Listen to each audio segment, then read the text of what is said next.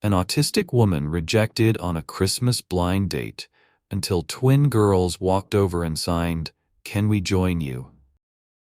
This is a story about Emma Clark, a 28-year-old woman who had spent most of her life feeling invisible in a world that moved too fast, spoke too loud, and expected her to be someone she wasn't. On a snowy December evening, she decided to take a chance on love, signing up for a Christmas blind date at a cozy downtown cafe decorated with twinkling lights and the scent of cinnamon filling the air.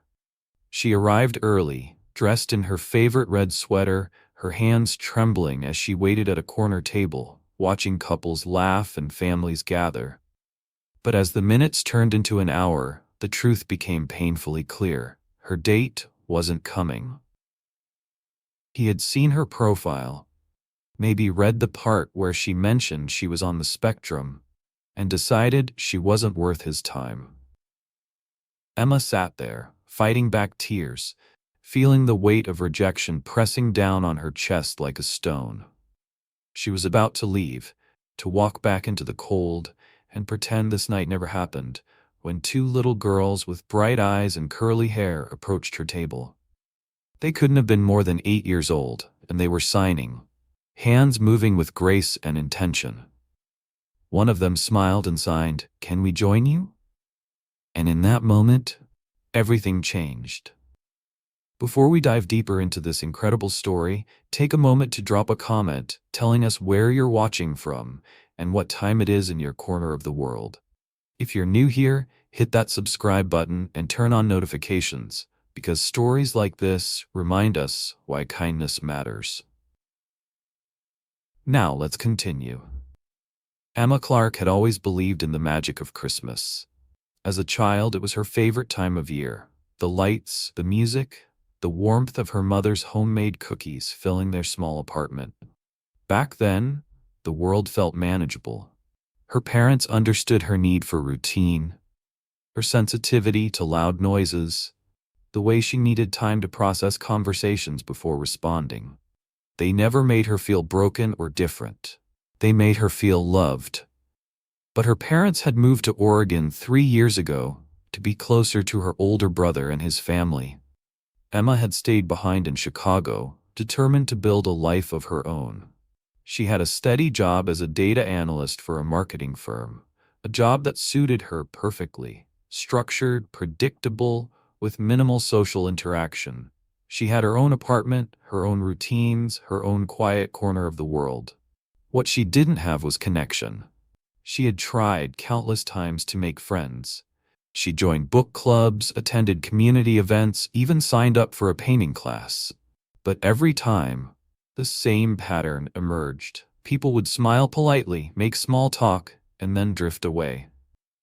They didn't understand why she couldn't maintain eye contact for long, why sudden changes in plans sent her into a spiral of anxiety, why she needed explicit communication instead of reading between the lines. Dating had been even harder. Emma had tried apps, set up profiles, been honest about who she was. Some men never responded. Others messaged briefly before disappearing. A few had gone on dates with her, but she could always sense their discomfort. The way they glanced at their phones, checked the time, made excuses to leave early. So when she saw an advertisement for a Christmas blind date event at the Snowdrop Cafe, something inside her stirred. It was organized by a local community group, designed to bring people together during the holidays. The description promised a warm, judgment-free environment where people could meet without pressure. Emma stared at the flyer for 3 days before finally signing up. She told herself it was just one night. If it didn't work out, she could go home, curl up with a book, and forget it ever happened. But deep down, she allowed herself to hope. Maybe this time would be different. Maybe someone would see her, really see her, and stay. The day of the event, Emma spent hours getting ready. She chose a soft red sweater that reminded her of Christmas mornings, paired it with a simple black skirt and boots. She pulled her dark hair back into a neat bun, applied a touch of makeup, and stared at herself in the mirror. "You can do this," she whispered to her reflection. When she arrived at the Snowdrop Cafe, the place was already buzzing with energy. String lights hung across the ceiling, casting a golden glow over the room. A small Christmas tree stood in the corner, decorated with handmade ornaments. The air smelled of hot chocolate, peppermint, and freshly baked gingerbread. Emma checked in with the organizer, a cheerful woman named Patricia, who handed her a name tag and pointed her toward table 7. Her match's name was Daniel. Patricia assured her he'd be there soon. Emma sat down, smoothing her skirt, trying to calm the storm of nerves building in her chest. Around her, other blind dates were already in progress.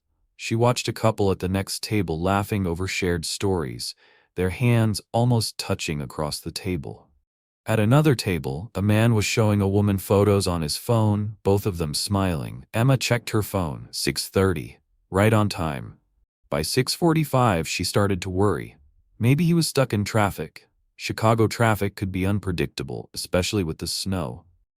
By 7, her heart began to sink. By 7:15, she knew he wasn't coming. She checked her phone again, hoping for a message, an apology, an explanation. Nothing. She opened the dating app where they'd briefly exchanged messages. His profile was still there, but he hadn't read her last message. Emma felt a familiar ache settle in her chest. It was the same feeling she'd had countless times before, the feeling of not being enough, of being too much, of existing in a space where she didn't quite fit. She looked around the cafe, suddenly hyper-aware of the happy couples, the easy conversations, the normalcy that seemed to come so effortlessly to everyone else. She felt like a fraud, sitting there in her Christmas sweater, pretending she belonged. Her hands trembled as she reached for her purse. She would leave quietly, slip out before anyone noticed, before anyone could see the tears threatening to spill over. But just as she stood up, she heard a small voice. "Excuse me?" Emma turned to find 2 little girls standing beside her table. They were identical twins, with curly brown hair tied up in matching red bows, wearing coordinating green dresses. Their eyes were bright and curious, and they were both smiling at her. And then one of them began to sign. Her hands moved gracefully through the air, forming words with practiced ease. "Can we join you?" Emma blinked, stunned. She knew sign language. She'd learned it years ago, fascinated by its beauty and clarity. It had become one of her special interests, something she practiced and studied in her free time. She signed back, her hands moving almost instinctively. "Are you sure? Don't you have somewhere else to be?" The other twin giggled and signed. "We were supposed to meet our aunt here, but she's running late. We saw you sitting alone and thought you might want company." Emma felt something crack open inside her chest. These 2 little girls, complete strangers, had noticed her, had seen her sitting alone and decided to reach out. She smiled genuinely for the first time that evening. "I would love that." The twins slid into the chairs across from Emma, their movements synchronized in that uncanny way twins often have. Up close, Emma could see the subtle differences between them. One had a small freckle on her left cheek, the other's smile was slightly wider. The one with the freckles signed first. "I'm Lily. This is my sister Ruby. We're 8 years old." Ruby added, "We're deaf, but most people don't know sign language, so it's really cool that you do." Emma felt a warmth spreading through her that had nothing to do with the cafe's heaters. "I'm Emma. I'm 28, and I learned sign language because I think it's beautiful." Lily's eyes lit up. "Really? Most adults learn it because they have to, not because they want to." "Well, I wanted to," Emma signed. "I love how clear it is, how there's no room for misunderstanding." Ruby nodded enthusiastically. "That's exactly why we love it. Everything means exactly what it means. No hidden stuff." Emma felt tears prick her eyes again, but this time they weren't tears of sadness. These 2 little girls understood something that most adults in her life never had: the beauty of direct, honest communication. A waitress approached their table, looking slightly confused by the three of them sitting together. Emma ordered hot chocolate for all three of them, along with a plate of Christmas cookies to share. As they waited for their order, Lily signed, "Were you waiting for someone?" Emma hesitated, then decided on honesty. "I was supposed to meet someone for a blind date, but he didn't show up." Ruby's face fell. "That's so mean. Why would someone do that?" Emma shrugged, trying to keep her expression neutral. "I think maybe I'm not what he expected." Lily frowned. "What does that mean?" "I'm autistic," Emma signed slowly. "Sometimes that makes people uncomfortable." Both girls stared at her for a moment, and Emma braced herself for the usual questions, the awkward shifting, the sudden distance. Instead, Ruby signed, "Our cousin is autistic. His name is Marcus, and he's the smartest person we know. He can tell you everything about trains, and he remembers everyone's birthday." Lily added, "He's really funny too. He makes jokes that most people don't get, but we think they're hilarious." Emma felt something loosen in her chest. "He sounds wonderful." "He is," Lily signed. "And you seem wonderful too. That guy who didn't show up is the one who's missing out." The simplicity of it, the pure, uncomplicated kindness in those words, nearly broke Emma. She had spent so much of her life trying to convince people she was worth knowing, worth loving. And here were two 8-year-old girls who had decided she was worth their time within minutes of meeting her. Their hot chocolates arrived, topped with whipped cream and candy cane pieces. Emma watched as the twins carefully lifted their mugs, taking synchronized sips that left them with matching whipped cream mustaches. They caught each other's reflection in the window and burst into silent giggles, their shoulders shaking with laughter. Emma found herself laughing too, genuinely laughing in a way she hadn't in months. "So tell me about yourselves," Emma signed. "What do you like to do?" The twins launched into an animated conversation about their lives. They told her about their school, a specialized program for deaf and hard-of-hearing children. They described their favorite teacher, Ms. Rodriguez, who taught them science and always made learning fun. Ruby was passionate about art. She pulled out her phone and showed Emma photos of her drawings, detailed, imaginative scenes of underwater cities and flying castles. Lily loved to read and was currently obsessed with mystery novels. She was determined to become a detective when she grew up. They told her about their parents, who both worked as interpreters, helping bridge the communication gap between deaf and hearing communities. Their aunt, the one they were supposed to meet, was their mother's sister and was often late to everything. As they talked, Emma felt herself relaxing in a way she rarely did around people. There was no pressure to maintain eye contact. Sign language didn't require it. There was no need to interpret tone or facial expressions beyond the basic emotions. Everything was communicated clearly, directly, beautifully. "What about you?" Lily signed. "What do you like to do?" Emma thought for a moment. "I love puzzles. Jigsaw puzzles, logic puzzles, any kind of puzzle. I like how there's always a solution, you just have to find it." Ruby's eyes widened. "We have a big puzzle at home. It's 1,000 pieces and it's a picture of the Northern Lights. We've been working on it for 2 months. "That sounds amazing," Emma signed.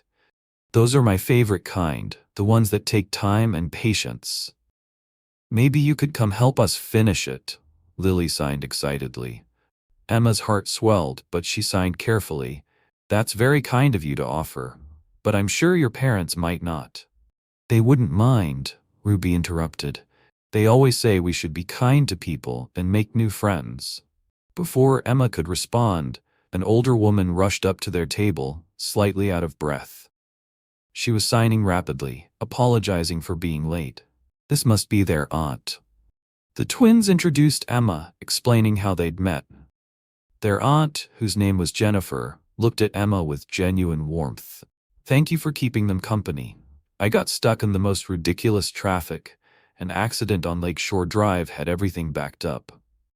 "It was my pleasure," Emma signed. They're wonderful girls. Jennifer smiled.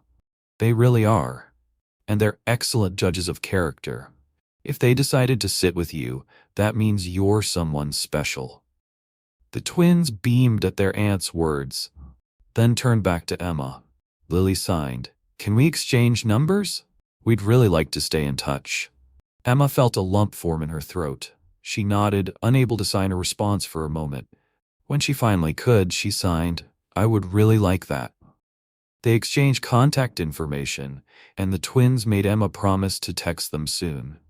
As they prepared to leave with their aunt, Ruby suddenly turned back and signed, That guy who didn't show up tonight? He missed out on meeting someone really special. Don't forget that, okay? Emma nodded, tears openly streaming down her face now. Thank you. Both of you. You have no idea what tonight meant to me. Lily signed back, You don't have to thank us. This is what Christmas is about, being there for people who need it. Have you ever had a moment where a stranger's kindness completely changed your perspective? Drop a comment below and share your story. And if this is touching your heart, don't forget to hit that like button. After the twins left, Emma sat alone at the table for a few more minutes, finishing her hot chocolate. But something had fundamentally shifted inside her.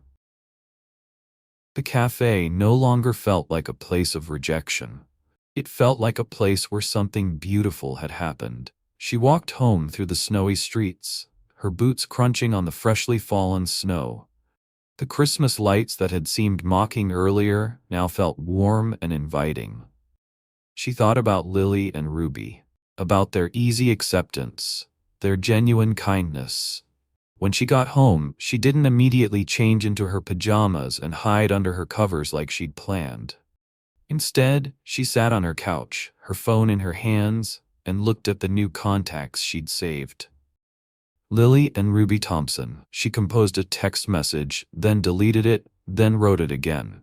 Finally, she pressed send. Hi Lily and Ruby, this is Emma from the cafe. I just wanted to say thank you again for tonight. You two are very special, and I'm so glad I met you. The response came within minutes. It was a photo of both girls, waving at the camera with a message underneath. We're glad we met you too. Can you really come help with our puzzle? Maybe this weekend? Emma stared at the message for a long moment. Her instinct was to make an excuse, to protect herself from potential disappointment. But something Ruby had said kept echoing in her mind. Don't forget that you're special. She typed back, I would love to. What day works best? The next few days passed in a blur of text messages and growing excitement. Emma learned more about the twins, their favorite foods, their pet hamster named Snowball, their dreams for the future.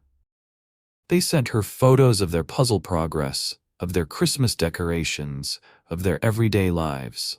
On Saturday afternoon, Emma found herself standing outside a modest house in Lincoln Park, clutching a box of gourmet hot chocolate mix she'd brought as a gift. Her hands were shaking, but she rang the doorbell anyway. The door opened to reveal a woman in her late 30s with warm brown eyes and a welcoming smile. She signed as she spoke aloud. You must be Emma. The girls have been talking about you nonstop. I'm Diane, their mother. Emma signed back. It's so nice to meet you. Thank you for having me. Thank you for being so kind to them, Diane signed. Come in, please. It's freezing out there. The house was warm and inviting, decorated with a beautiful Christmas tree and family photos covering the walls. Emma spotted the twins immediately. They were sitting at a large table in the dining room, bent over an enormous jigsaw puzzle. They looked up as she entered, and their faces lit up with joy. Both girls rushed over, hugging Emma with an enthusiasm that would have overwhelmed her a few weeks ago. But now, she found herself hugging them back, genuinely happy to see them. Diane brought them cookies and hot chocolate, and Emma settled in at the puzzle table. The Northern Lights puzzle was even more challenging than she'd imagined. Swirling greens and blues that all looked similar, with subtle variations that required intense focus. It was perfect. For hours, they worked together, signing and laughing and sharing stories. Emma met the twins' father, Robert, who worked from home and popped in periodically to check on their progress. She met Snowball the hamster. She learned that the twins took ballet classes and were going to be in a holiday recital next week. And somewhere in the middle of all of it, Emma realized something profound. She had spent so much of her life trying to fit into spaces that weren't meant for her, trying to change herself to make other people comfortable. But here, in this house, with this family, she didn't have to do any of that. They accepted her exactly as she was. As the afternoon turned to evening, Diane invited Emma to stay for dinner. Over homemade lasagna and salad, Emma found herself talking more openly than she had in years. She told them about her job, her love of puzzles and patterns, her struggles with social situations. Robert shared that he had ADHD and had faced his own challenges, finding a career that worked with his brain instead of against it. Diane talked about the deaf community and how finding her place in it had changed her life. Everyone deserves to find their people, Diane signed. The ones who understand you without you having to explain yourself constantly. Emma felt tears welling up again. I think I've been looking in the wrong places. Or maybe, Lily signed from across the table, you just hadn't found us yet. Before Emma left that night, Diane pulled her aside. The girls really care about you, and from what I've seen today, you care about them too. Would you like to make this a regular thing? Maybe come by once a week? Emma's heart felt like it might burst. I would love that more than anything. Good, Diane signed with a smile. Because you're family now. And family doesn't give up on each other. The weeks that followed were unlike anything Emma had experienced before. Every Saturday, she went to the Thompson house. Sometimes they worked on puzzles. Other times they baked cookies, watched movies, or just talked. Lily and Ruby became constant presences in her life, texting her throughout the week with random thoughts, funny observations, and daily updates.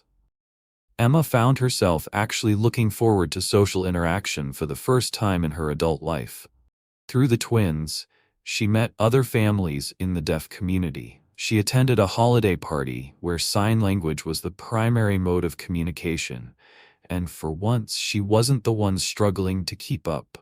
She was fluent, comfortable, at ease. One evening, about 3 weeks after they'd first met, Emma was helping the twins practice their lines for the holiday recital. They were performing a ballet interpretation of The Nutcracker, and they wanted to make sure their movements were perfectly synchronized. As Emma watched them dance, moving in perfect harmony with each other, she thought about the night at the cafe. About how close she'd come to giving up, to deciding that love and connection simply weren't meant for her. You're crying, Ruby signed when they finished their routine. Emma wiped her eyes, smiling. Happy tears. I'm just grateful for you two, for your family, for all of this. Lily came and sat beside her. We're grateful for you too. You make us happy. Can I tell you something? Emma signed. That night at the cafe, when your date didn't show up, I almost left. I almost walked out and decided to never try again. Both girls watched her intently, but then you two came over, and you saw me, really saw me, when I felt invisible. You didn't see someone broken or different. You just saw someone who needed a friend. Ruby signed. That's because you're not broken. You're just you. And you is pretty great. Emma pulled them both into a hug, overwhelmed by the simple wisdom of children who hadn't yet learned to complicate kindness with judgment. The night of the recital arrived, and Emma sat in the audience beside Diane and Robert, watching Lily and Ruby perform. They were graceful and confident, moving to music they couldn't hear but could feel through the vibrations in the floor. After the performance, as families gathered backstage, Emma watched the twins surrounded by love. Their parents, their Aunt Jennifer, their cousin Marcus, other families from their school. And she realized she was part of this now. She belonged to this beautiful, diverse, accepting community. Marcus, the twins' autistic cousin they'd mentioned that first night, approached Emma shyly. He was about 12, with serious eyes and a careful way of moving. He signed to her. "Lily and Ruby said you like puzzles." "I love puzzles," Emma signed back. His face lit up. "Me too, but I like different kinds. I like logic puzzles and coding puzzles. Do you know anything about coding?" Emma felt a spark of connection. "I work with data analysis, so I do a lot of coding. What languages are you learning?" For the next 20 minutes, Emma and Marcus had an intense conversation about Python and JavaScript, about algorithms and problem solving. Diane watched from a distance, tears in her eyes, grateful that her nephew had found someone who spoke his language too. As Christmas approached, the Thompsons invited Emma to spend the holiday with them. Her parents were planning to come to Chicago for a visit in January, but she'd been dreading spending Christmas alone. "We always have room for one more," Robert signed. "And honestly, you're not one more anymore. You're part of the family." Christmas morning at the Thompson house was chaos in the best possible way. The twins woke everyone up at dawn, excited to open presents. There was wrapping paper everywhere, laughter echoing through the house, and more food than any of them could possibly eat. Under the tree, Emma found a gift with her name on it. Inside was a beautiful puzzle, a custom-made one featuring a photo from the twins' recital, with Emma sitting in the audience, smiling genuinely for the first time in months. "So you never forget the moment we all became family," the card read. Emma broke down completely, overwhelmed by the love these people had shown her. Diane wrapped an arm around her shoulders, and the twins piled on for a group hug, and in that moment, Emma understood something she'd been searching for her entire life. Love wasn't about finding someone who completed her or fixed her. Love was about finding people who saw her exactly as she was, and decided she was worth knowing, worth keeping, worth celebrating. If this story is resonating with you, take a moment to share it with someone who needs to hear it. And subscribe to this channel for more stories that remind us what truly matters in life. January arrived with fresh snow and new possibilities. Emma's parents visited for a week, and she introduced them to the Thompson family. Her mother cried when she saw how happy Emma was, how comfortable and confident she'd become. "I was so worried about you," her mother confessed. "Living here alone, struggling to connect with people. But look at you now. You're thriving." Emma smiled. "I found my people, Mom. It just took me a while." One afternoon, Emma received an unexpected message. It was from the community organization that had hosted the Christmas blind date event. They were planning a Valentine's Day gathering and wanted to know if she'd be interested in attending. Emma stared at the message for a long time. Part of her wanted to decline immediately, to avoid putting herself in that vulnerable position again. But another part of her, the part that had been growing stronger over the past few months, felt curious. She showed the message to Lily and Ruby during their Saturday puzzle session. "Are you going to go?" Lily signed. "I don't know," Emma admitted. "Part of me wants to, but part of me is scared." Ruby looked thoughtful. "What are you scared of?" "Being rejected again. Feeling like I don't belong." Lily signed firmly. "But you know you belong now. You belong with us, and if some guy doesn't see how amazing you are, that's his problem, not yours." Emma felt a smile tugging at her lips. "When did you get so wise?" "We've always been wise," Ruby signed with a grin. "You're just finally noticing." After much consideration, Emma decided to attend the Valentine's event. But this time, she went with a completely different mindset. She wasn't going to find someone to complete her. She was already complete. She was going to simply be open to whatever might happen. The event was held at the same cafe where she'd met the twins. Emma felt a wave of nostalgia as she walked in, remembering that snowy December night that had changed everything. This time, she wasn't early. She arrived right on time, confident and calm. She was matched with a man named David, a high school teacher with kind eyes and an easy smile. As they sat down together, Emma made a decision. She would be completely honest from the beginning. "Before we start," she said, her voice steady, "I want you to know that I'm autistic. I sometimes struggle with eye contact and small talk. I need direct communication and clear expectations. If that's going to be a problem for you, it's okay to say so now." David looked surprised for a moment, then smiled. "Thank you for being so upfront. I appreciate honesty. Can I be honest too?" Emma nodded. "I have dyslexia and ADHD. I sometimes struggle to stay focused in conversations, and reading social cues isn't always easy for me either. So maybe we're actually a good match, two people who appreciate clear communication." Emma felt her shoulders relax. They talked for over an hour, and while there wasn't an immediate romantic spark, there was something else: genuine compatibility, mutual respect, and easy friendship. They exchanged numbers and agreed to meet again, this time for coffee and a bookstore visit. No pressure, no expectations, just two people getting to know each other. As Emma left the cafe that night, she pulled out her phone and texted the twins. "Just had my second blind date. This one actually showed up, and it was nice. Not fireworks, but nice. I'll tell you all about it tomorrow." The response came immediately. 3 heart emojis and "we're so proud of you." Spring arrived in Chicago, bringing warmer weather and blooming flowers. Emma's friendship with David had developed into something deeper. Not a whirlwind romance, but a steady, comfortable relationship built on mutual understanding and respect. The Saturday puzzle sessions with the twins continued, now sometimes including David, who turned out to be surprisingly good at jigsaw puzzles. Marcus joined them regularly, and Emma had started tutoring him in coding on weekday evenings.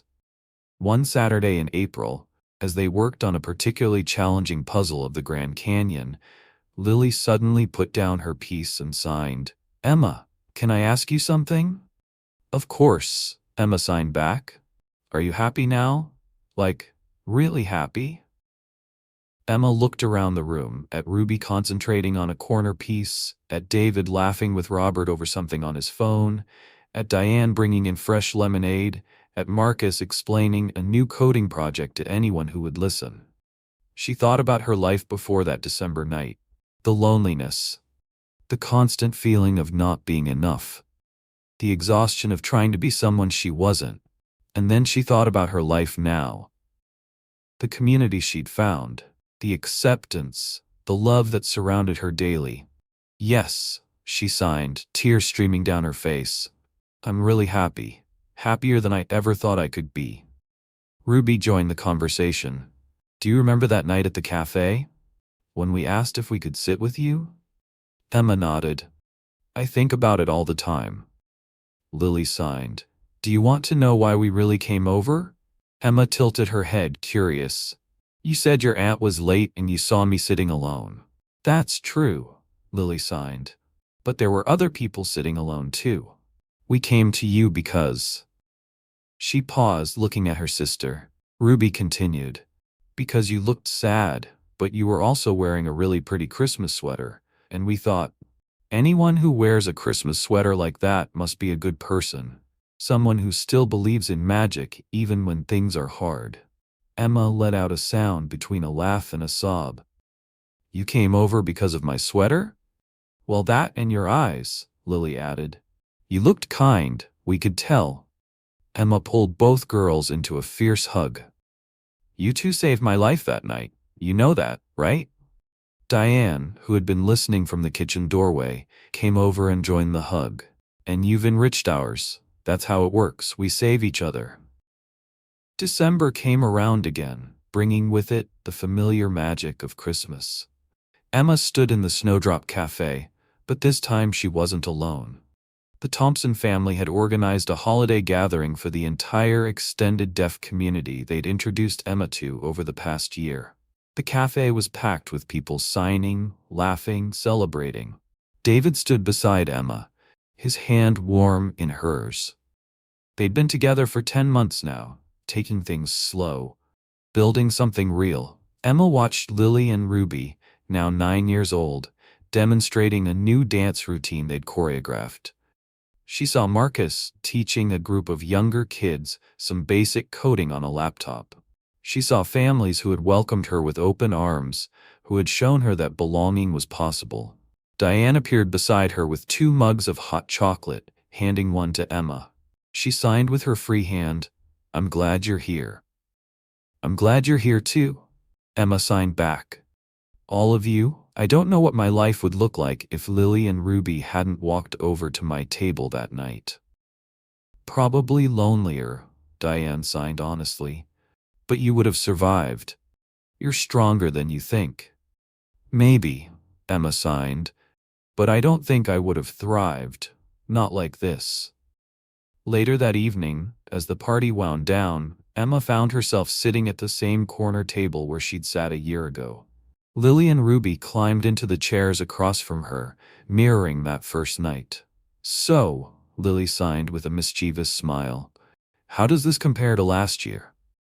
Emma looked around the cafe, at the love, the laughter, the community she now belonged to. She thought about the woman she'd been a year ago, broken and convinced she would never find her place in the world. And she thought about the woman she was now, confident, connected, loved. "Last year," Emma signed slowly, "I came here looking for romance, for someone to save me from loneliness." Ruby's eyes were wide. "And did you find it?" Emma smiled, tears gathering in her eyes for what felt like the millionth time that year. "I found something better. I found a family. I found myself.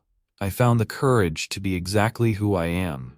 Lily reached across the table and took Emma's hand. "And we found you." "Yes," Emma signed with her free hand. "You found me. 2 little girls who believed in Christmas magic and saw someone who needed kindness. You changed my entire life." Ruby signed thoughtfully. "Mom says that kindness is like a puzzle piece. Sometimes you don't know where it fits until you try placing it somewhere. And then suddenly, everything clicks together." Emma looked at these 2 incredible girls who had taught her that love comes in many forms, that family isn't always blood, that the smallest acts of kindness can open the door to the greatest miracles. "Your mom is absolutely right," Emma signed. "And you 2 are the most beautiful puzzle pieces that ever clicked into place in my life." As the cafe lights twinkled around them and snow fell softly outside the windows, Emma realized that she had gotten exactly what she'd been looking for that night a year ago, just not in the way she'd expected. She'd found love. She'd found belonging. She'd found home. And it all started with 2 little girls who signed, "Can we join you?" Sometimes the smallest acts of kindness open the door to the greatest miracles. Emma learned that love isn't always romantic. Sometimes it's 2 8-year-old girls seeing someone in pain and deciding to do something about it. Sometimes it's a family opening their home and their hearts. Sometimes it's finally finding the courage to be yourself and discovering that yourself is more than enough. If this story touched your heart, please share it with someone who needs to hear it today. Subscribe to our channel for more stories that remind us why kindness, love, and human connection matter. And most importantly, be like Lily and Ruby. When you see someone sitting alone, ask if you can join them. You never know whose life you might change. Remember, you are not broken. You are not too much or not enough. You are exactly who you're meant to be. And somewhere out there, your people are waiting to find you. Until next time, keep believing in the magic of kindness.